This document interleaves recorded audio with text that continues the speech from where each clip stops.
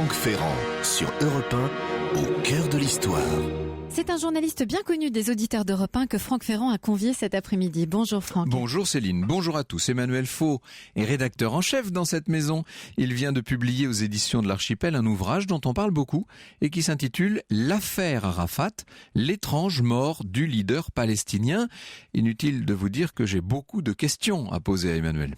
Et puis tout à l'heure, à la fin de l'émission, vous répondrez à la question de Maria sur l'origine des nappes et des serviettes de table. Voilà, quand je vous dis que la curiosité de nos auditeurs est sans limite. Pour le moment, avant d'évoquer la mort d'Arafat, je vous propose de revenir un peu sur sa vie.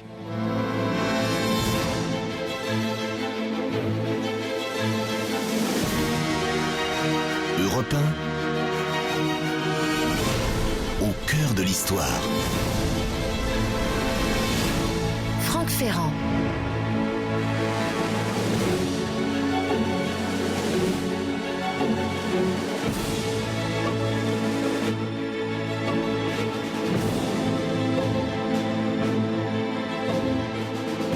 Voilà ce que disait Nelson Mandela en 2004, l'année de la mort d'Arafat, dans cet ouvrage qu'a écrit Amon Kapeliou, qui s'appelle « Arafat l'irréductible ».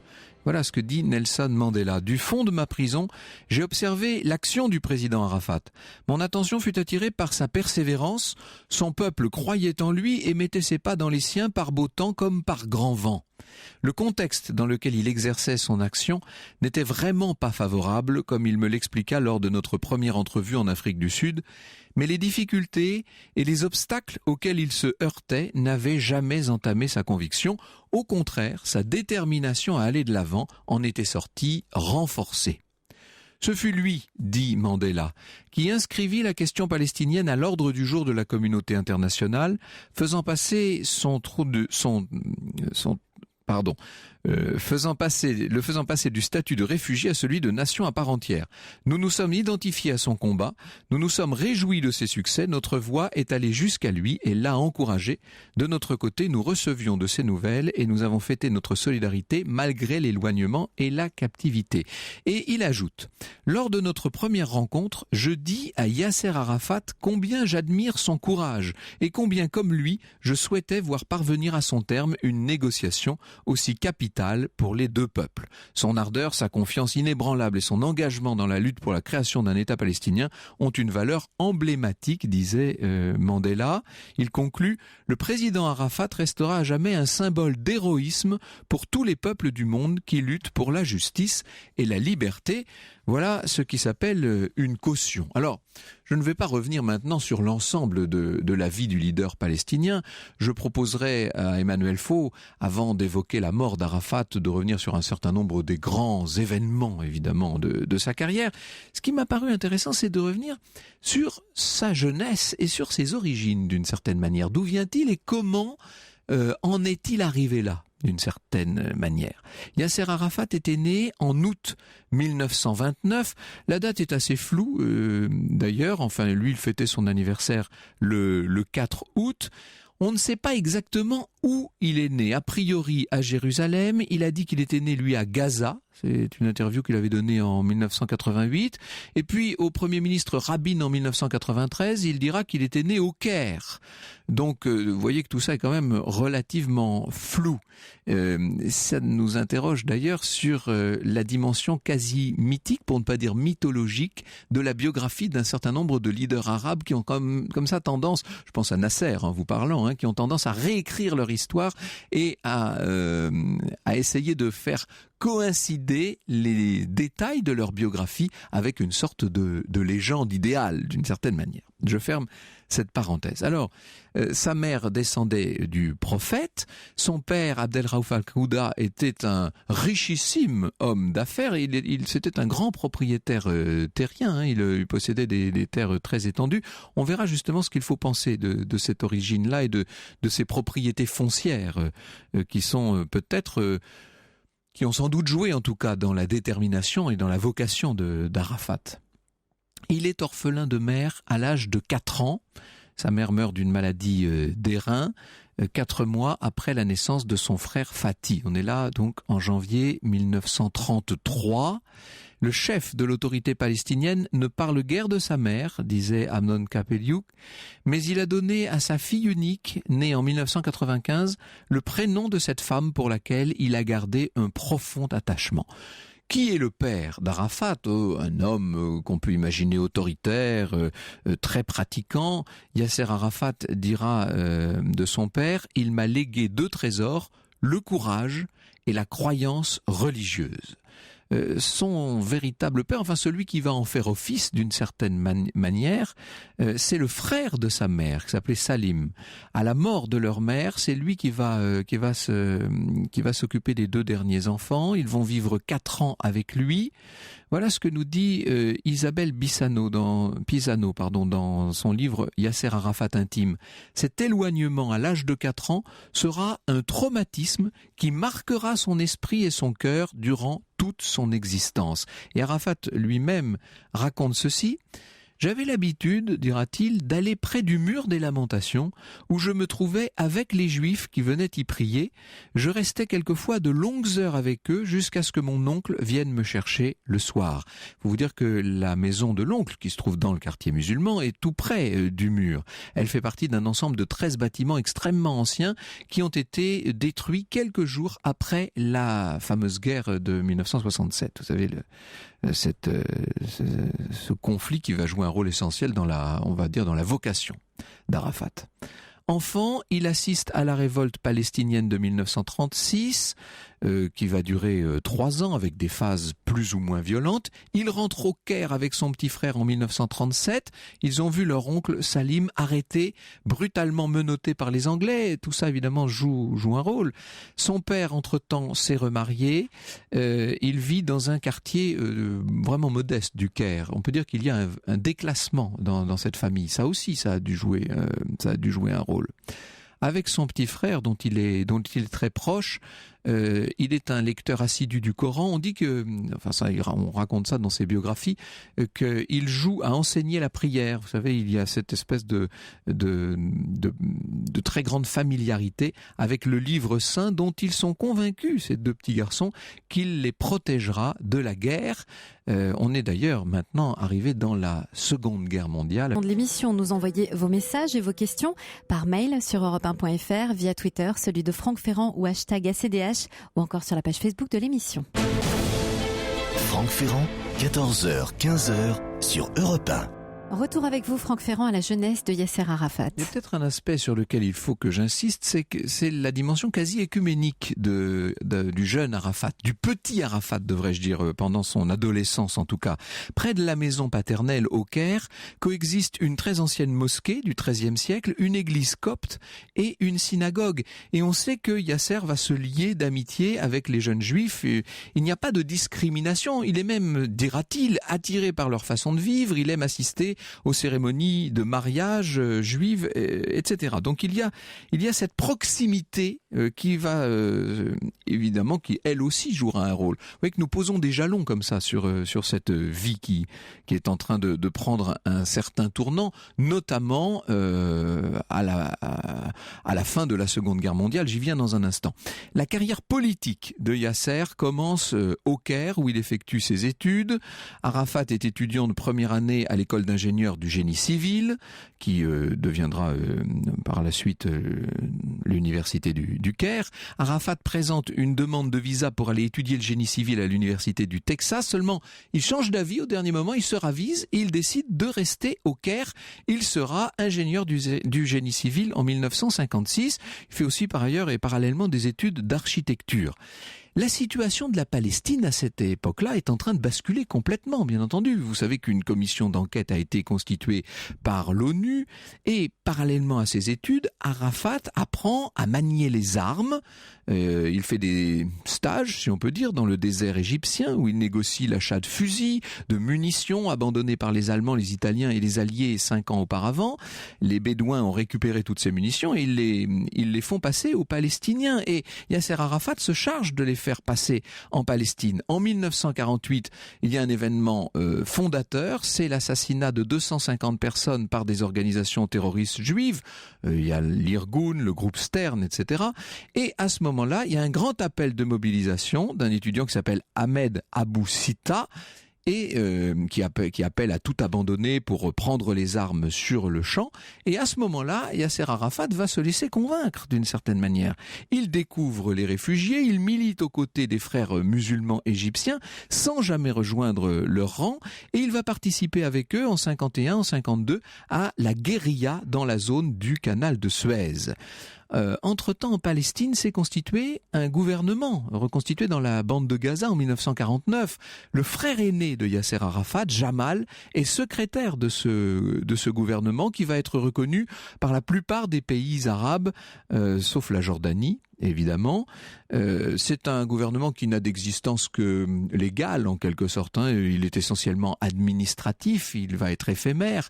4 ans après sa création, en septembre 1952, la Ligue arabe met un terme à ce dispositif et seuls seront maintenus en place le Premier ministre et son fameux secrétaire du gouvernement, qui donc est le frère, encore une fois, de Yasser Arafat. C'est l'époque à laquelle lui suit cet entraînement militaire. Il obtient un brevet d'officier de réserve. En 52, il est nommé responsable de la propagande auprès des étudiants de l'école d'architecture susceptibles de participer à la guérilla dans la zone du canal de Suez, avant d'être élu président de la Ligue, puis de l'Union des étudiants palestiniens. Vous voyez qu'il prend de plus en plus de responsabilités et qu'il fait maintenant partie de ces jeunes gens très impliqués dans le mouvement palestinien. Et même, on peut dire, jusqu'au boutiste. Il gardera ce poste de président de la Ligue jusqu'à la fin de ses études. En juillet 1955, au nom de l'association, il effectue un premier voyage de représentation. Il préside une petite délégation au Festival mondial de la jeunesse des étudiants à Varsovie. On est donc là, évidemment, dans le cadre de la guerre froide, évidemment, et dans le soutien que le bloc de l'Est veut apporter à cet État palestinien naissant. Ils sont partis pour Varsovie, ces étudiants, avec en poche une somme extrêmement modique. Ils ont dû embarquer sur un bateau en tant que passagers clandestins. Enfin, ça a été toute une aventure, ce déplacement jusqu'à Varsovie. Et puis, à la fin de ses études, Arafat rejoint l'armée égyptienne. On est juste à ce moment-là, au moment de la fameuse crise de Suez, vous savez, en octobre 1956. Lui est lieutenant de réserve dans une unité du génie de la région de Port Saïd, et à la fin de la crise, à la fin des engagements armés, Arafat occupe de nouveau un poste d'ingénieur dans la société égyptienne de ciment. En Égypte, à ce moment-là, le climat a changé. L'attitude envers les Palestiniens n'est plus du tout la même. Les autorités militaires contrôlent rigoureusement les courants palestiniens radicaux, et l'ambition d'Arafat et des jeunes gens qui l'entourent à l'époque, c'est de créer une organisation palestinienne combattante. C'est leur objectif, c'est ce vers quoi ils tendent. Il part lui-même pour le Koweït en 1956, un pays dont les richesses pétrolières offrent à ses habitants de nombreuses opportunités, nous dit Amon Kapeliouk.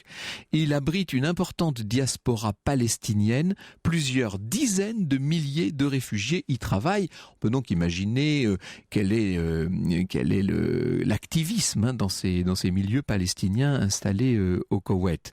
Il est lui-même, Yasser Arafat est ingénieur au ministère des Travaux publics. Il s'associe ensuite avec un homme d'affaires égyptien dans une société de construction. Il va consacrer beaucoup de son temps à ses activités politiques, clandestines bien entendu au Koweït, et très peu, disons-le, à ses affaires et à ses travaux d'ingénieur et d'architecte. Il met en place à l'automne 57 le premier groupe du mouvement des Fédayines, qui sera officialisé en octobre 59.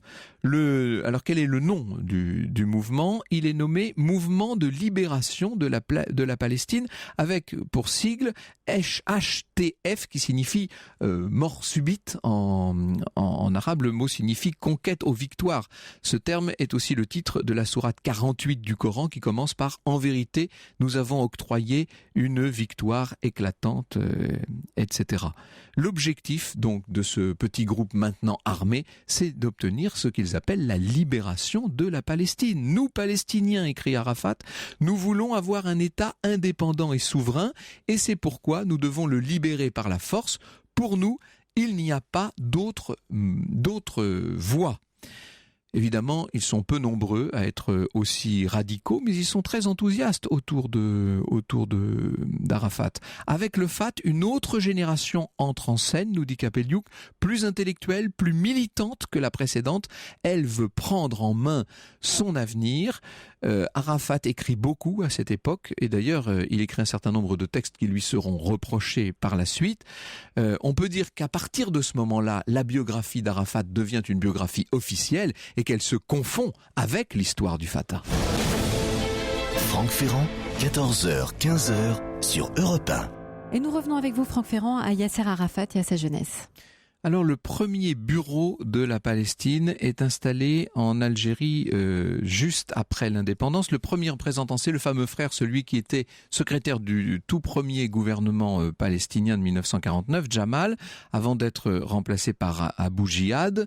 Abou Jihad voyage énormément. Vous savez qu'il va rencontrer un certain nombre de leaders communistes, notamment dans le monde. Il va voir Che Guevara.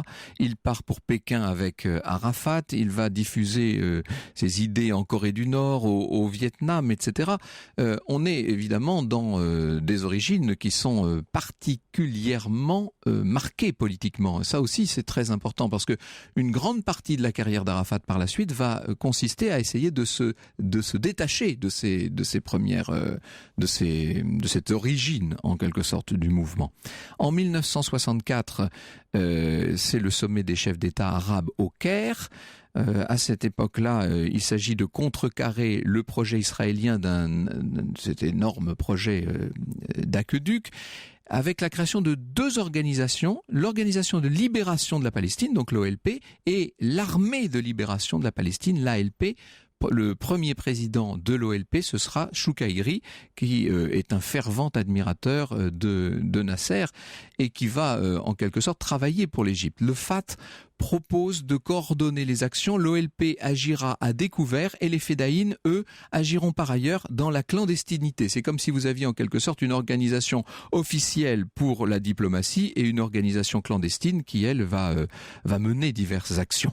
Les unités militaires palestiniennes sont créées dans un certain nombre de pays arabes. À la fin du mois d'août 1964, le conseil militaire du Fatah se réunit sous la présidence de Yasser Arafat et il veut ouvrir les hostilités militaires avec 5 raisons qu'Arafat va exprimer très très clairement. Il estime d'une part qu'aucune résolution traitant de l'avenir et des droits des réfugiés de l'ONU n'est mise en application et que les Palestiniens sont progressivement oubliés à cette époque. La lutte armée, dit-il, permettra de faire de la question palestinienne un problème politique et national. L'ouverture de la lutte armée est censée contraindre les pays arabes qui ont peur d'Israël à s'engager dans la guerre. Enfin, la lutte armée attirera l'attention de l'opinion arabe et de l'opinion internationale et rendra espoir aux réfugiés. Elle incitera les jeunes à rejoindre les rangs des combattants. Cette dimension propagandiste, en quelque sorte, est essentielle dans l'action d'Arafat. Enfin, il faut attendre, dit Arafat, attendre de se sentir prêt à l'attaque, sinon on serait condamné à ne jamais agir.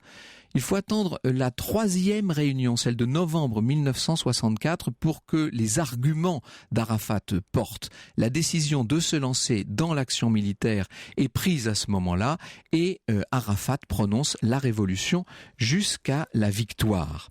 Il faut vous dire, alors je ne vais pas revenir sur toutes les étapes de cette lutte de la toute nouvelle organisation de libération de la Palestine. C'est en décembre 64 que le Fatah déclenche la lutte armée contre Israël, qui mènera à la célèbre guerre des 6 jours, dont je parlais tout à l'heure, en octobre 67. Et puis, le 21 mars 1968, il y a une attaque contre le QG d'Arafat, dans le village de Karamé en Jordanie. Il faut savoir que le 21 mars 68, une mine avait tué 2 lycéennes israéliennes, blessé 30 élèves sur la route d'Eilat et qu'Israël a l'intention de répondre par de très importantes représailles. C'est à ce moment-là donc que le QG est pris pour cible. Arafat va réussir à s'échapper et il appellera cette survie, il s'en sort, si je puis dire. Il dira que c'est un cadeau du ciel. Ce n'est qu'une des très nombreuses attaques qui vont avoir lieu contre Yasser Arafat. Nous y venons dans un instant avec Emmanuel Faux. Franck Ferrand, 14h, 15h sur Europe 1. Au cœur de l'histoire, vous nous parlez cet après-midi, Franck Ferrand, de Yasser Arafat, avec votre invité Emmanuel Faux, rédacteur en chef à Europe 1, auteur de l'affaire Arafat, l'étrange mort du leader palestinien aux éditions L'Archipel. Bonjour Emmanuel Faux. Bonjour cher Franck. Il faut peut-être clarifier un certain nombre de notions, puisque je n'ai fait moi que survoler de très loin cette vie et cet engagement de Yasser Arafat. D'abord, qu'est-ce que c'est que le Fatah précisément ? Le Fatah, c'est vraiment le parti qui incarne la lutte nationaliste des Palestiniens, qui effectivement va être le porte-drapeau de Yasser Arafat et vraiment son emblème à partir de ces années 60. Et ça va être son instrument politique. À partir de ces trois lettres, hein, c'est ce que je disais tout à l'heure. C'est ça, absolument. FTH, qui ont quelle signification en fait au-delà de la sourate dont ils sont la recherche de la conquête. Si vous voulez, ça dessine un petit peu l'objectif de l'acquisition recherchée d'une terre, de la terre de Palestine, et c'est pour ça qu'il y a la notion de conquête, aller vers des conquêtes futures, et ça va être son parti politique. C'est toujours aujourd'hui d'ailleurs le parti de Mahmoud Abbas, du président actuel de l'autorité palestinienne. C'est l'instrument politique majeur des dirigeants qui vont chercher à construire cet État palestinien qui est aujourd'hui toujours en devenir. La revendication palestinienne est née parallèlement à la construction de l'État d'Israël, mais elle existait, elle préexistait, et ce n'est pas Arafat qui l'inaugure, il faut bien le dire. Bien entendu. Il arrive dans un contexte, vous le savez, où il y a eu le mandat britannique avant 48. Il y avait tellement de choses à dire. Oui, là, c'est une situation très complexe à décrire. Et si vous voulez, Arafat va, dans le contexte d'un nouvel État israélien créé par l'ONU en 48, épouser le discours panarabiste de Nasser, du dirigeant égyptien de l'époque, et va faire du nasserisme une espèce de modèle de conquête nationaliste, justement, dont il espère que sortira un jour un État et un territoire palestinien autonome. On a vu la naissance de l'Organisation de libération de la Palestine, l'OLP, de l'armée de libération de la Palestine, et puis il y a des organisations souterraines, il faut bien le dire, parce que ça c'est la partie visible, si je puis dire, de l'iceberg. C'est ça, mais on a gardé aujourd'hui toujours cette dualité, vous voyez, entre ce que vous disiez tout à l'heure, c'est-à-dire l'instrument politique majeur, l'appareil politique qui est celui de la négociation internationale, celui de la représentation politique avec une autorité palestinienne, aujourd'hui un gouvernement, et puis la branche armée, on dirait, c'est-à-dire là où sont les activistes, où sont les combattants, où sont les fédayines, où sont ceux qui mènent les luttes, qui commettent les attentats aussi, bien entendu. Et donc on a cette dualité qui est restée aujourd'hui les deux fers de lance, disons, de la réalité politique palestinienne. D'ailleurs, c'est vrai aussi bien du côté du Fatah avec une branche armée que du côté du Hamas, dont on oublie qu'il est aussi un parti politique avec une vocation sociale, notamment dans la bande de Gaza, et qui a lui aussi sa branche armée. Il est évident que la République arabe unie en son temps, il est évident que l'Égypte, que la Jordanie ont joué chacun son rôle dans toute cette affaire, avec constamment des changements d'attitude. C'est-à-dire que l'attitude de ces différents leaders arabes à l'égard de l'OLP en général et de son leader en particulier a constamment varié. Donc c'est très complexe de saisir tout ça. On en a un très bon exemple d'ailleurs, puisque vous parlez tout à l'heure un peu de la baraka d'Arafat, et j'y consacre un chapitre dans mon livre en parlant du lion à 7 vies qui a survécu à tant de tentatives d'attentats. Oui. Voilà, il y a cet exemple du changement d'attitude des Jordaniens, puisque si vous prenez le premier cas de figure où vraiment Arafat a failli laisser la vie, il est dans un camp de réfugiés palestiniens en Jordanie, il est protégé par l'artillerie jordanienne, les blindés de l'armée israélienne Tsahal menacent d'attaquer, il dit « je ne bougerai pas, je résiste », l'armée finit par reculer et Arafat s'en sort. Quand on est 2 ans plus tard à la naissance du fameux mouvement Septembre Noir, vous savez, qui va être le mouvement vraiment palestinien terroriste, qui va notamment agir, comme on le sait, lors des Jeux Olympiques de Munich. Alors le Septembre Noir c'est 70 et les Jeux Olympiques c'est 72. Là, renversement total de tendance et de l'attitude des Jordaniens vis-à-vis d'Arafat, parce qu'Arafat est pris en étau à l'intérieur d'Amman avec un certain nombre d'activistes palestiniens, dont les militants du groupe de Georges Habash, du FPLP, et à ce moment-là, la royauté jordanienne, le roi de Jordanie, assimile, si vous voulez, en quelque sorte Arafat à ce FPLP terroriste et ne veut plus protéger Arafat. Et Arafat ne devra son salut qu'à l'intervention de 2 chefs d'État étrangers, dont le président soudanais, qui va venir le sauver de ce mauvais pas. Alors nous allons revenir bien entendu sur les dernières années de la carrière d'Arafat, qui était devenu une sorte de diplomate itinérant en quelque sorte. À partir de 93, on peut penser qu'il a réussi d'ailleurs. Son statut change du tout au tout, bien sûr, avec la signature que l'on sait des accords de Washington, Oslo, sur la pelouse de Washington. Vous vous souvenez tous de l'image de Bill Clinton rassemblant et prenant par les deux bras à sa droite le Premier ministre israélien de l'époque, Yitzhak Rabin, à sa gauche Yasser Arafat, et finalement une accolade a lieu alors que Rabin hésite un petit peu à aller vers Arafat. Et puis il va y avoir l'année suivante, si vous voulez, dans la suite logique de cette image de signature de paix, le prix Nobel de la paix accordé conjointement et à Arafat et à Shimon Peres, le futur président israélien, mais qui est un peu l'instigateur des accords d'Oslo, et à Yitzhak Rabin, qui sera hélas assassiné quelques mois plus tard à Tel Aviv. Alors nos auditeurs posent un certain nombre de questions auxquelles je crois qu'il faudrait répondre tout de suite pour essayer de clarifier au maximum avant d'en venir à la question qui nous intéresse, c'est-à-dire la mort, l'étrange mort d'Arafat, qui était devenu une figure très familière de l'opinion publique internationale, il faut le dire, avec le fameux kéfier qui figure sur la couverture de votre ouvrage, qui est un peu son emblème, et puis avec cet accent à couper au couteau lorsqu'il parlait anglais, qui faisait beaucoup rire et qui en même temps sans doute l'a rendu peut-être assez populaire d'une certaine manière. Oui, parce qu'il avait beaucoup d'humour et en même temps il avait un vrai plaisir à être, si je puis dire, entre guillemets, le VRP de la cause palestinienne et à aller vraiment dans les pays, bon notamment en France parce qu'il était très francophile. Vous l'avez rencontré, vous ? Je l'ai rencontré quelques mois avant sa mort. La dernière fois que je l'ai vu, c'était en juin 2004, donc 4 mois avant son décès, à la Moukata. Et donc, il avait vraiment plaisir à être dans les arènes internationales et à plaider la cause internationale auprès des chefs d'État qu'il rencontrait. Alors, Marie nous dit, il y a des points que je ne comprends pas. Vous avez dit au début de l'émission que son père était un très grand propriétaire terrien. Où détenait-il ces terres, nous demande-t-elle. C'était à Gaza, en fait. C'était à Gaza, qui à l'époque, vous le savez, était encore sous protection, sous contrôle égyptien. Et alors, pour résoudre l'énigme du lieu de naissance, parce que vous en parliez, Franck, au début de l'émission, on pense que le choix de la ville de Jérusalem comme lieu de naissance fait effectivement partie un petit peu de cette mythologie de réécriture de certains dirigeants arabes, parce que vraisemblablement Arafat est né au Caire, sa famille était d'origine d'une moyenne bourgeoisie égyptienne, et alors pour ce qui est des terres ou des richesses qu'on a prêtées à sa famille, cela devait beaucoup aussi au lien qu'avait l'un des membres de sa famille avec les dignitaires du régime égyptien de l'époque, qui les avait aidés à acquérir des terres à bas prix. Et donc par la même occasion, vous répondez quasiment à la deuxième question, qui est celle précisément de l'appartenance de cette élite palestinienne aux élites égyptiennes. Il y a un lien entre les deux. Marie nous dit, je ne comprends pas pourquoi il s'est attaché à la cause palestinienne puisqu'il était en Égypte et voulait partir aux États-Unis, mais parce qu'il faisait partie de ces Palestiniens d'Égypte, tout simplement. Bien sûr, et que beaucoup ont été formés dans les grandes écoles, les universités, celle du Caire notamment, et il devient un ingénieur de haut niveau. Vous savez, aujourd'hui même encore, je ne sais pas si on peut le dire autant qu'il y a 30 ou 40 ans, parce qu'il y a eu beaucoup de fuites des cerveaux, mais vous avez quand même en Palestine une population qui est d'un niveau de diplôme et d'un niveau de connaissance très élevé, avec l'université de Birzeit qui est encore en activité, et certains essayent de rester, mais évidemment la situation fait que c'est très difficile, avec un taux de chômage considérable, mais le niveau académique, si je puis dire, du Palestinien moyen est beaucoup plus élevé que dans beaucoup de pays arabes voisins.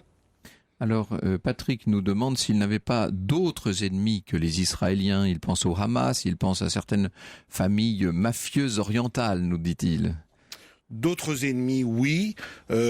Principalement, si vous voulez, il a eu évidemment, on le sait, un conflit majeur avec Abu Nidal. Là, il y a eu une vraie rivalité au moment où Arafat était en train de se faire, si je puis dire, ses armes de futur chef des Fédayines. Et donc, c'est le Arafat un petit peu de l'ombre et des opérations armées. Mais il a eu aussi, et ça, c'est peut-être, on en parlera tout à l'heure, il a eu petit à petit des rivalités qui sont montées vers la fin de sa vie, où certains ont songé à vraiment prendre sa place, se sont impatientés de sa longévité, puisqu'il meurt à l'âge de 75 ans, malgré tout, à Ramallah, en 2004. Et parmi eux, il y a ce Mohamed Dahlan, que je désigne dans le livre, qui est désigné par l'actuel président de l'autorité palestinienne, Mahmoud Abbas, qui est son homme de confiance dans un premier temps, et dont il fait l'homme de la sécurité préventive dans la bande de Gaza, et qui petit à petit va se retourner contre le chef, le Raïs, constituer son trésor de guerre, sa propre caisse, ourdir un complot qui échoue pour renverser Arafat. mais dans une lettre que je publie dans le livre, par exemple, confiée à un ministre israélien, le ministre de la Défense, ça n'est pas rien, le bras droit d'Ariel Sharon, qu'il songe à l'après Arafat, mais dit-il au ministre, laissez-nous faire à notre manière et pas à la vôtre. Oui. Il y a, j'ai cité tout à l'heure cet hommage très important, très éclatant de Nelson Mandela à Yasser Arafat. Il y a un certain nombre de leaders dans le monde qui l'ont soutenu, qui l'ont accueilli, qui ont accompagné sa démarche. Au départ, ce sont tous ils appartiennent tous à la sphère communiste, il faut dire, hein, et au bloc de l'Est. Oui, c'est vrai. Ils sont souvent très proches de la sphère communiste, où ils ont eu cette situation de détenus. C'est très intéressant le parallèle que vous avez fait avec Mandela, l'hommage que vous avez cité tout à l'heure, rapporté dans le livre de Capelliuk, je crois, parce qu'effectivement, on a souvent fait un parallèle, vous savez, entre le modèle sud-africain de l'apartheid et la situation du peuple palestinien, ce mur séparant Israéliens et Palestiniens et dessinant une autre forme d'apartheid. Et certains ont même été jusqu'à suggérer qu'on mette en place un jour une sorte de commission vérité et réconciliation. Vous savez, celle qui avait permis le dénouement et la chute de l'apartheid en Afrique du Sud, en faisant travailler autour de la même table le président blanc sortant sud-africain, Frédéric de Klerk, et Nelson Mandela libéré de sa prison. On se dit pourquoi on n'a pas fait la même chose entre Israéliens et Palestiniens. C'était un modèle formidable. Il faut croire que le racisme peut-être aujourd'hui aurait fait tomber ce conflit. Il faut croire que ce conflit puise ses racines beaucoup plus profondément, sans doute. Absolument, que le conflit et avec aujourd'hui sud-africain. sans doute des ramifications religieuses, comme on le voit, très fort. Certains de nos auditeurs voudraient qu'on parle des rapports d'Arafat avec la France. Alors là, je dis tout de suite non, pas en tout cas pas en tant que tel, parce que là, il faudrait faire 3 ou 4 émissions probablement. Ouais. Un petit mot biographique avant d'en venir à sa mort sur le mariage très tardif d'Arafat, 1992 seulement. 95 même. 95, oui. 95. Écoutez, oui, parce que finalement, Arafat a souvent dit, vous savez, moi je suis marié à la cause révolutionnaire de la Palestine. C'est ça, mon épouse, c'est la Palestine, c'est de ce combat que je mène depuis des années. Mais malgré tout, ce qui est assez amusant, c'est que l'on voit comment petit à petit va se nouer cet hymen avec soit Arafat, futur soit Arafat, fils de Raymonda Tawil, qui a été une grande éminence grise de la montée, si vous voulez, de l'élite palestinienne, et qui commence à travailler dans l'ombre d'Arafat, à organiser des visites, à organiser sa sécurité, à réussir formidablement sa première visite officielle à Paris en 89. À partir de là, elle est admise dans le premier cercle d'Arafat, et Arafat va avoir un vrai béguin pour elle. Il va finir par l'épouser et par avouer à sa mère, Raymonda, que oui, il est tombé amoureux de sa fille. Et elle va faire partie de ceux qui mettent en cause la version officielle concernant sa mort. Nous y venons dans un instant. Franck Ferrand, 14h, 15h sur Europe 1. Au cœur de l'histoire, vous recevez cet après-midi Franck Ferrand, Emmanuel Four, rédacteur en chef à Europe 1, auteur de l'affaire Arafat, l'étrange mort du leader palestinien aux éditions L'Archipel. Alors ce leader palestinien, nous ne l'appréhendons plus maintenant sous l'angle de la politique et de cette immense carrière. D'ailleurs, les messages se multiplient évidemment pour parler du terrorisme qui accompagne forcément ce combat palestinien. Il faut en dire un mot, Emmanuel Faux. C'est une partie de sa vie, bien entendu. On l'a dit tout à l'heure, le chef Fedayeen. Si vous voulez, il y a plusieurs vies dans la carrière d'Arafat. Le chef Fedayeen va devenir ensuite le chef politique, qui va devenir le signataire des accords d'Oslo, qui va devenir le prix Nobel de la paix, qui va devenir le président palestinien, et tout ça fait une vie effectivement extrêmement comme ça chaotique et particulière et éclectique, mais toutes ces vies-là font le parcours d'Arafat. Et avec beaucoup de zigzags, il faut le dire. Hein. C'est vrai, c'est ce qui caractérise le parcours d'Arafat. Alors, vous vous intéressez aux circonstances de sa mort. Il faut rappeler où et quand il est mort. Alors il est mort en France, à Clamart, le 11 novembre 2004 à l'aube, à 3h du matin, et après avoir passé un peu moins de 2 semaines dans notre pays, venu en urgence par avion, hélicoptère et avion de Ramallah, où il souffrait depuis une quinzaine de jours de maux intestinaux très très violents, avec des diarrhées, avec des vomissements, et au bout d'un moment, les médecins qui l'entouraient sur place ont fait le constat qu'il devait être transféré quelque part. Toutes les hypothèses ont été envisagées. On s'est dit qu'en Israël, c'était quand même évidemment politiquement délicat. On s'est dit que dans un pays arabe, il y avait le risque que les Israéliens le confinent dans ce pays arabe et l'empêchent de revenir, s'il devait revenir. Et puis finalement, quelqu'un a jeté le nom de Jacques Chirac en pâture et de Paris. Et tout le monde a dit, ah bah bien sûr, Paris, Chirac, la France, il n'y a aucun problème. La demande a été formulée à l'Élysée et l'accord du président de l'époque, Jacques Chirac, donc a été donné très vite. Et Arafat est venu pour se faire soigner. Donc avec 5-6 jours... une relation particulière entre Jacques Chirac et Yasser Arafat? Oui, une relation très particulière, très ancienne, et je dirais même faite à la fois d'admiration, de respect politique, mais aussi d'affection. Il y avait quelque chose, comme Chirac d'ailleurs a su le faire avec un certain nombre de personnalités, pour ceux qui le connaissent, c'est qu'il pouvait avoir tout à fait une fibre personnelle avec des personnalités qu'il côtoyait par ailleurs, compte tenu de ses fonctions. Et avec Arafat, c'est une longue histoire qui remonte, on peut dire, aux années 80, et qui va culminer à plusieurs reprises. Il va y avoir ce voyage, vous vous en souvenez sans doute, très mouvementé de Jacques Chirac dans la vieille ville de Jérusalem, un an après son élection comme président en 96, où là, Jacques Chirac est furieux de l'étau des forces de sécurité autour de lui qui l'empêche de voir les vrais gens dans la vraie ville de Jérusalem. Il menace de prendre son avion et de rentrer en France. Et là, tout cela le rend très populaire dans les territoires palestiniens. Et Yasser Arafat va même l'appeler, vous voyez, c'est drôle comment le destin réécrit les choses. Avant l'heure, Yasser Arafat va appeler Jacques Chirac Docteur Chirac. Et c'est en France qu'il va terminer sa vie. Alors, il a été pris de douleurs intestinales pas très longtemps, 1 mois seulement avant sa mort en France. Oui. Ça, c'était le 12 octobre 2004. Il voit tout de suite des médecins. Quel est le premier diagnostic ? Les médecins sont un peu perdus, c'est-à-dire qu'ils diagnostiquent vraiment des choses assez banales, de l'ordre justement intestinal, mais n'arrivent pas à voir s'il y a une toxine, s'il y a eu quelque chose de plus grave d'empoisonnement, d'où la nécessité de le transférer à Percy, donc à l'hôpital militaire, qui est l'un des meilleurs de France et d'Europe. Et c'est là qu'un certain nombre de tests vont être faits, très importants d'ailleurs, un nombre vraiment, on va même jusqu'à tester le virus VIH pour savoir s'il n'a pas eu le sida, parce que la presse israélienne en avait un petit peu instillé la rumeur dans un papier. Donc on teste des poisons qui sont connus à l'époque, mais vous savez, la particularité, c'est qu'on ne teste que les poisons connus. Or, à l'époque, par exemple, le fameux polonium 210, dont on va parler abondamment à partir de 2010, avec la mort de l'agent russe Litvinenko à Londres, eh bien, en 2004, quand Arafat meurt, ce poison n'est pas officiellement répertorié sur les tableaux de la gendarmerie nationale, puisque c'est la gendarmerie qui les recense. Donc, on n'a pas en même temps tous les outils, et c'est pourquoi les médecins qui soignent Arafat, ceux qui concluent et qui font le rapport final que je publie dans le livre, disent cause inconnue. Voilà, vous dites sur le moment, on clôt provisoirement l'affaire. Les médecins français sont incapables d'expliquer les causes de son décès. Ce qui est étrange, tout le monde se donne le mot pour ne pas aller plus loin. Il n'y a pas d'autopsie. Sa veuve choisit de ne pas poursuivre pour 2 raisons. Les problèmes diplomatiques et politiques, et puis sa fille qui a 9 ans à cette époque. Zawa, voilà. C'est l'explication que donne Soa Arafat à l'époque. Vous allez loin, vous, Emmanuel Faux, puisque vous nous dites tout le monde se donne le mot pour ne pas aller plus loin. Donc vous pensez que c'est délibéré cette absence de recherche des causes réelles de la mort ? Il y a une espèce, si vous voulez, de conjonction d'inertie où chacun se dit, après tout, il est inutile d'investiguer plus loin. Il y a la grande confiance que les dirigeants palestiniens de l'époque ont en les médecins français.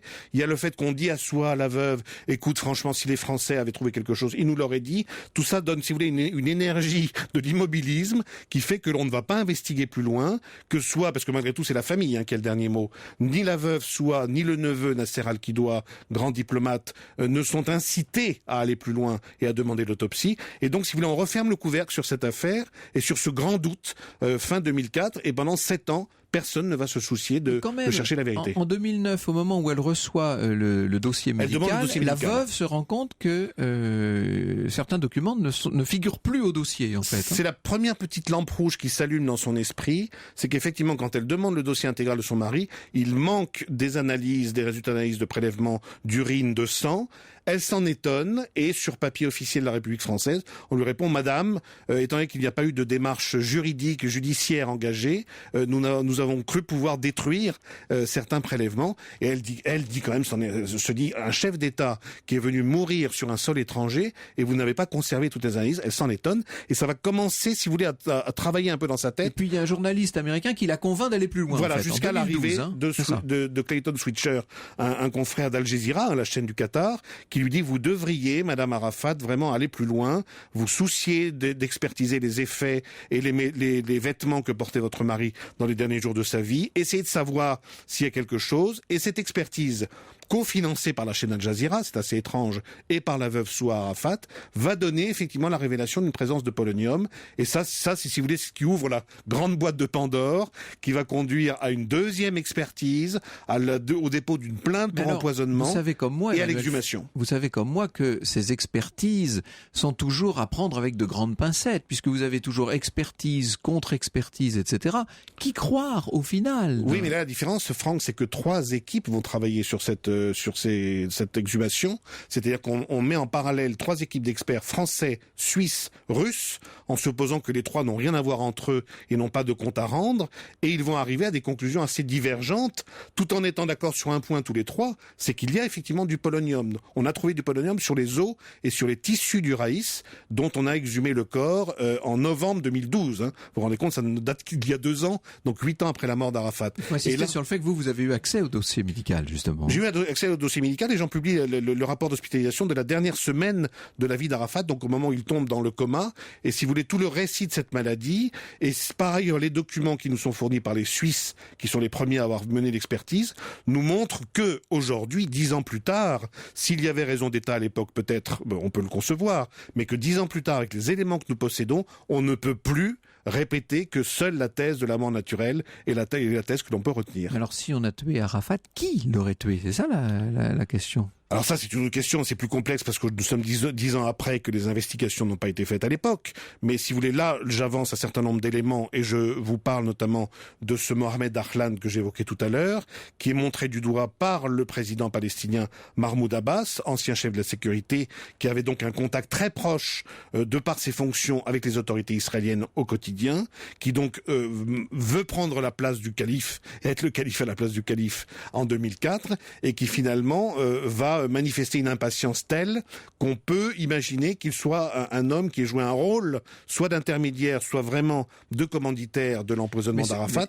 D'autant, un dernier mot quand même important, c'est que Mahmoud Abbas, le président palestinien, le désigne nommément dans un récent discours en mars 2014, il y a quelques mois, en disant il faudra que l'on éclaircisse le cas Dahlan. Mais enfin, on est encore pour l'instant dans les conjectures, il faut le dire. C'est-à-dire que on a très peu d'éléments sur les causes réelles de la mort, oui, et on n'en a quasiment aucune sur les commanditaires éventuels. Mais on a des éléments, si vous voulez, d'analyse médicale, d'expertise, et donc tous les éléments que nous ont fournis les 3 groupes d'experts en 2012-2013, qui font qu'aujourd'hui, on ne peut plus exclure la thèse dans l'empoisonnement, puisque j'ai fait relire ce dossier médical que je publie par 4 grands médecins. Je leur laisse la parole à la fin du livre, oui, oui, qui tous les 4 disent, au vu du tableau clinique que nous avons sous les yeux, on ne peut pas parler du cas d'un homme qui est mort de sa belle mort, de son âge de 75 ans et de sa belle fatigue. Il faut considérer aujourd'hui la thèse de l'empoisonnement d'une toxine extérieure. Emmanuel Faux, l'affaire Arafat, l'étrange mort du leader palestinien. Vous vous demandez s'il a été assassiné et pour tout dire, Emmanuel Faux, vous apportez votre réponse à la question. Merci beaucoup. Dans un court instant sur Europe 1, vous répondrez Franck Ferrand à la question de Maria sur l'origine des nappes et des serviettes de table. Europe 1, au cœur de l'histoire. Retour aux origines. Et vous répondez cet après-midi, Franck Ferrand, à la question de Maria. Elle nous l'a envoyée via le site internet d'Europe 1. Elle aimerait savoir d'où viennent les nappes et les serviettes de table. Alors quelle est leur origine? C'est très très ancien, ça remonte à l'Antiquité. Il y a toujours eu des étoffes sur les buffets, sur les tables, etc. Ce qui est amusant, c'est que la nappe et la serviette ont une origine entremêlée. La serviette qui au départ servait à se sécher les mains après les ablutions qui précédaient les repas était appelée mappa. Et c'est ce mot-là qui va donner l'origine du nom nappe. Vous voyez, donc bon. Alors au Moyen-Âge, on a tendance à utiliser la nappe comme serviette, si je puis dire. C'est-à-dire que vous savez, et quand je dis au Moyen-Âge, ça va jusqu'à une époque assez avancée, presque jusqu'à la fin du XVIIe siècle. On a de très très importantes nappes. Je parle là dans la bonne société, parce que c'est un synonyme de richesse, d'avoir une nappe sur sa table. On se sert de la nappe et puis on replie la nappe constamment pour s'essuyer. On s'essuie comme une serviette et puis on replie progressivement la nappe. On ne va voir les serviettes s'individualiser, si je puis dire, se séparer de la nappe que assez tardivement, à partir du XIVe siècle, et c'est surtout au XVIIIe siècle que la serviette va devenir l'accessoire du gastronome. Bon, avec tout ça, on va aller se mettre à table et il est grand temps, je crois. Bonjour Marion Ruggieri. Bonjour Franck, aujourd'hui nous allons voyager dans toute la France à la recherche des plus beaux coins, des plus reculés, des meilleurs plans avec le fondateur du Routard, Philippe Clohagen en personne, et puis une petite récréation au milieu d'émission avec Max Boublil qui viendra nous parler de son tout nouveau spectacle. Vous allez rigoler. Merci beaucoup Marion, nous Merci nous retrouvons à vous. demain Céline. À demain Franck. À demain Franck. À demain Franck. À demain Franck. À demain Franck. À demain Franck. À demain Franck. À demain Franck. À demain Franck. À demain Franck.